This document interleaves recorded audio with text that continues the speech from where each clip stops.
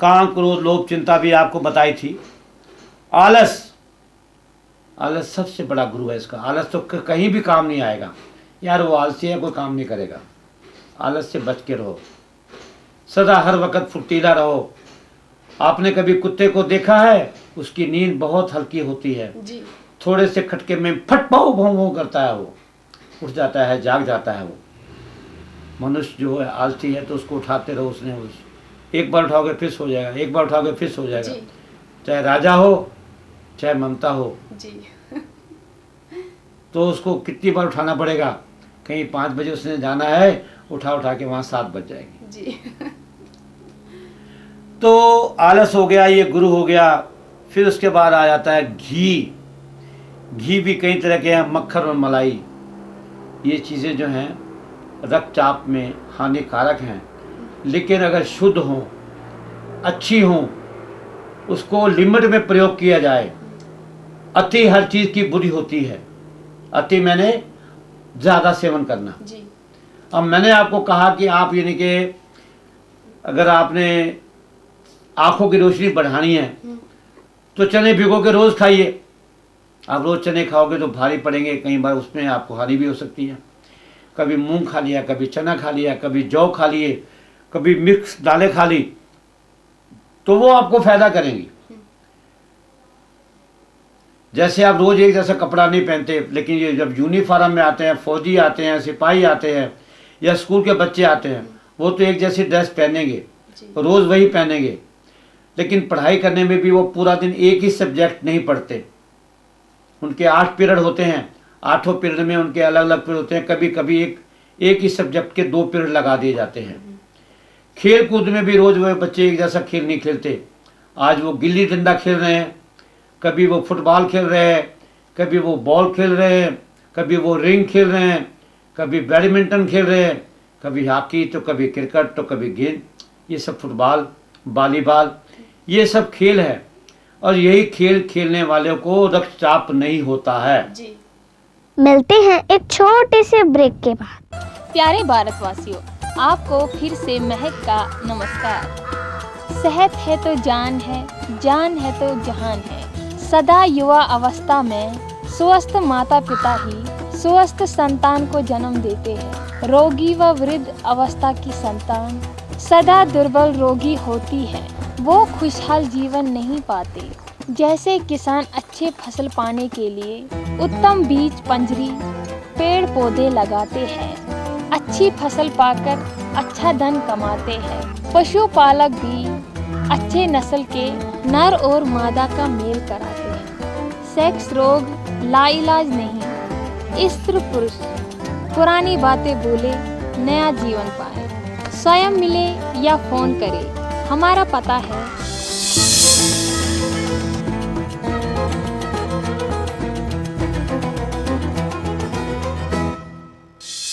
बाबा जी, आप मुझे बताइए, आजकल के बच्चे बुजुर्ग सबको सांस फूल, इसका कारण क्या है?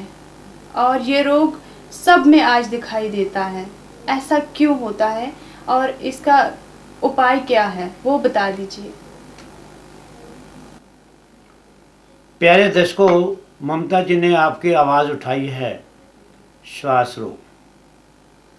अच्छा प्रश्न उठाया इसने, क्योंकि श्वास रोग एक ऐसी बीमारी है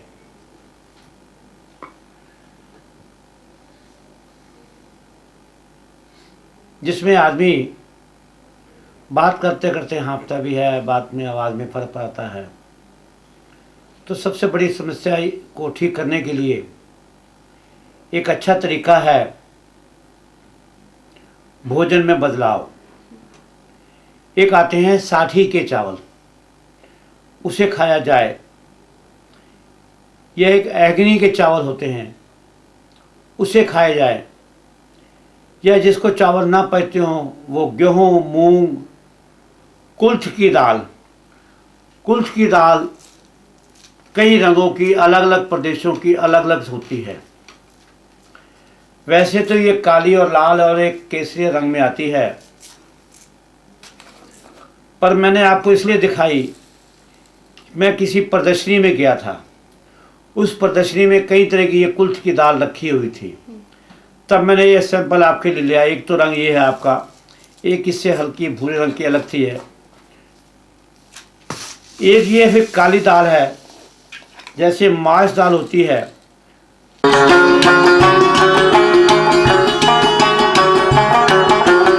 प्यारे भारतवासियों, आप सबको सनम का नमस्कार। शरीर के रोगों से लाभ पाने के लिए जानिए देसी जड़ी बूटियों के बारे में। चेहरे की सुंदरता के लिए श्री अनंत बट ना हो उपटर। श्री अनंत भृंगराज पाउडर, श्री अनंत ब्रह्मी पति पाउडर, श्री अनंत चंदन लाल पाउडर, शरीर के सभी रोगों के लिए श्री अनंत चूरन। अपना भविष्य काल जानने के लिए मिलिए श्वेता भूटानी से। उड़द होते हैं, ये वैसे ही कुल्थ की दाल है। जी। ये पहाड़ी क्षेत्रों में, पत्थर के इलाकों में ज़्यादा होती है। ज़्यादातर बाजार में आपको मिट्टी के रंग वाली जो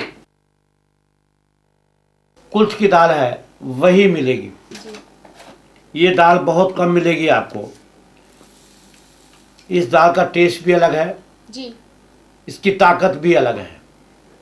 जैसे मनुष्य को कमजोरी में ताकत लाने के लिए उड़द की दाल बताई जाती है, वैसे ये कुल्थ की दाल भी है। अरहर की दाल हो, पुराना गौ का घी हो, वो और बढ़िया है। अगर बकरी का दूध उसको मिल जाए तो सोने पे सुहागा है। आपको मालूम है बकरी क्या खाती है? कहते हैं जैसा खावे अन्न वैसा होवे मन, जैसा पीवे पानी वैसे होवे बानी। जी। तो बकरी नीम, कीकर, जो कड़वी चीज़ें हैं वो सभी पर खाती है वो। फिर शहद, शहद अगर आपको चाहिए तो छत्ते का चाहिए। वो जो हमारी सरकार आज, जिसमें हमारे बच्चे बेरोज़गार हैं, उनको काम मिला हुआ है, इधर से मक्खी उड़ती है गुड़ के ऊपर से, उधर जाके वो लग जाती है, तो उस शहद में ताकत नहीं है। वैसे शहद वो ठीक है। अगर ताकत की बात करोगे तो मैं उसको नहीं करना। जैसे कहते हैं ना, खुले में घूमने वाले मुर्गे का कुछ और ही हाल होता है। बंद पंछी क्या करेगा? हैं? बंद गैर क्या करेगा? कुत्ता अगर खुले में घूम रहा है तो उसमें ताकत है। शेर खुले में घूम रहा था, वो शेर है, बब्बर शेर है। शेर अगर सर्कस में है तो वो सर्कस का शेर बेचारा हिंसा के कारण वैसे डरा बैठा रहेगा। अगर चिड़िया का घर का शेर है तो वो उसका सिर्फ बूत ही बूत है। जी। इसी तरह अगर आपने शहद खाना है तो छत्ते का घी हो तो वो सबसे बढ़िया है। इसके बाद आ जाती है चुलाई। एक आता है पलवल, सब्जी होती है वो बच्चे, उसको खाया जाए। बथुए का साग और बढ़िया है। फिर आ जाते हैं सहजने की फली आती है, वो ज़्यादातर फायदे में करती हैं आपकी। सुखोखन जल का प्रयोग करें। कफ व वात पित्त के लिए सोंठ का, या एक पीपल जिसको मग बोलते हैं, मैंने आपको एक इससे पिछले बार दिखाई भी थी जी। उसका प्रयोग करें। चूर्ण डालकर गर्म किया गया गौ दूध जो है वो खाएं, उसमें आपको लाभ मिलेगा। गेहूं और जौ की रोटी मिला के खाएं तो और ज़्यादा फायदा करेगा। सबसे बड़ी समस्या ये है कि गाहक जो है, मरीज जो है, रोगी जो है, उसके पास पैसा बहुत है लेकिन समय नहीं है।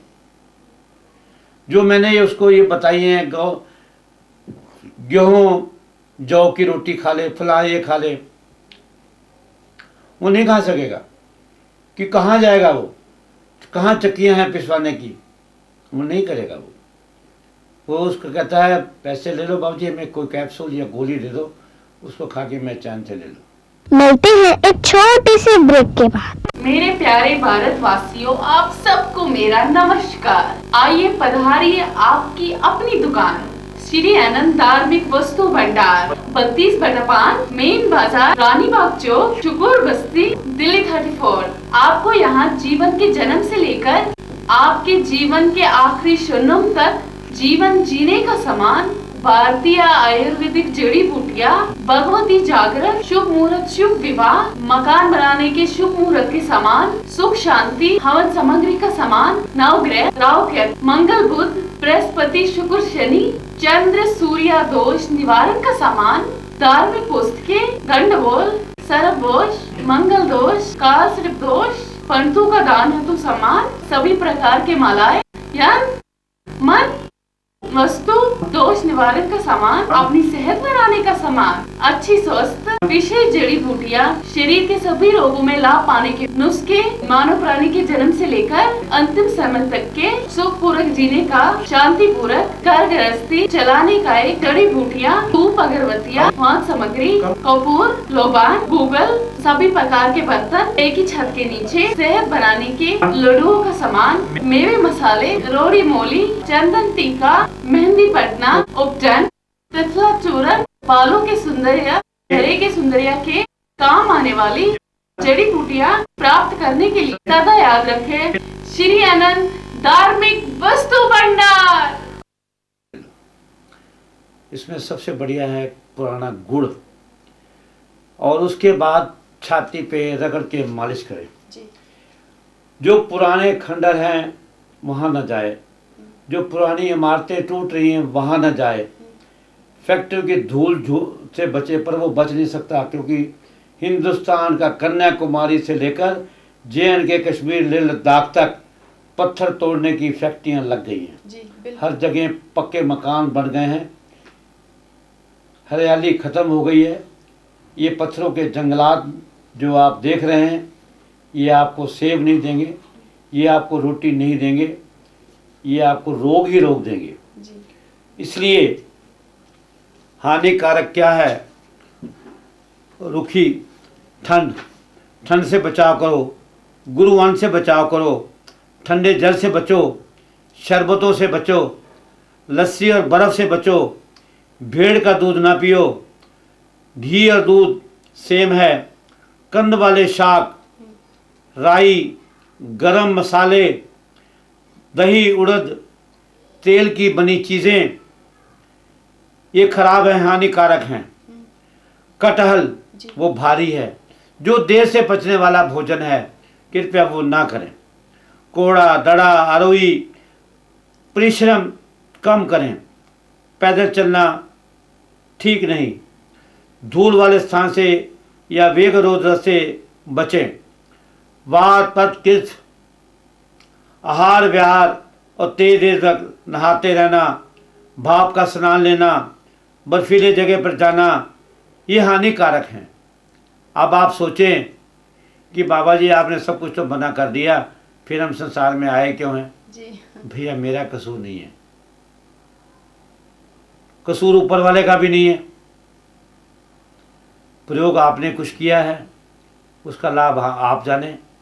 मैंने तो आपसे बता दिया है ये रोग क्यों होता है, इस रोग से बचाव क्या है, और इसमें क्या खाया जाए, क्या ना खाया जाए।